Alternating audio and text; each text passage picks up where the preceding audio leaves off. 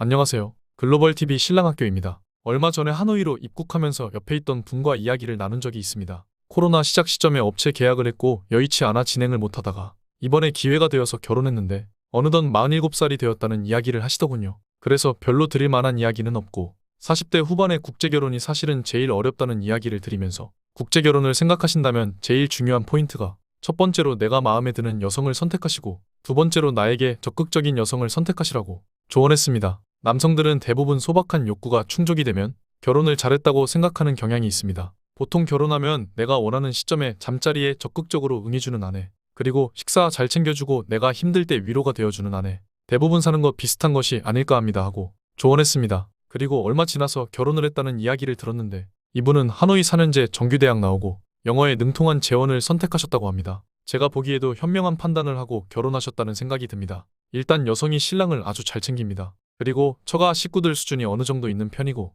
부모님들도 젊으시고 건실하셔서 결혼 후 당분간은 큰 문제가 없어 보인다고 합니다. 제가 이런 내용을 아는 이유가 알고 보니 제가 아는 중개인에게 소개받았더라고요.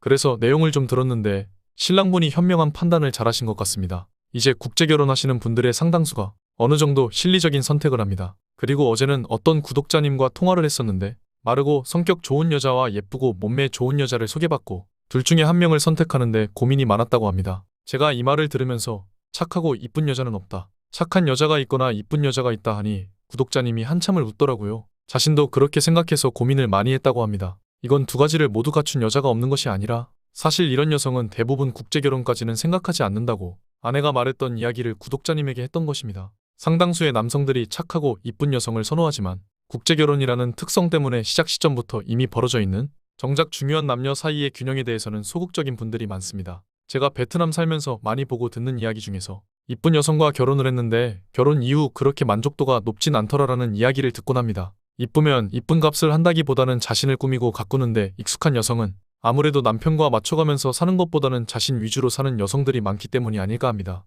실제 주변의 한배 가정들을 보아도 대부분 비슷합니다. 막상 이쁜 여성과 결혼을 했으나 만족도가 그렇게 높진 않다는 이야기를 종종 듣습니다. 제가 항상 하는 말 중에서 결혼에 적극적인 여성을 만나는 것이 이쁜 여성을 만나는 것보다 결혼의 만족도가 더 높다는 이야기를 하곤 합니다. 업체가 좋은 결혼이 되도록 어느 정도 결혼에 관여해서 좋은 여성을 소개하려고 노력하는 경우도 많이 있습니다. 업체가 소개할 만한 여성을 소개해서 좋은 결혼이 되도록 조력하는 것도 하나의 방법이고 회원님이 자신이 원하는 결혼의 방향성을 가지고 결혼을 하는 것도 하나의 방법입니다. 정작 중요한 것은 내가 결혼에 대한 생각이 있는 만큼 상대의 여성 즉 배우자의 결혼에 대한 생각도 중요한 법입니다. 그래서 늘 하는 말, 국제결혼에 대해서 어느 정도 생각을 정리하고 결혼에 적극적인 여성을 만나는 것도 중요하다는 이야기를 드리고 마치겠습니다. 오늘 이야기는 여기까지입니다. 감사합니다.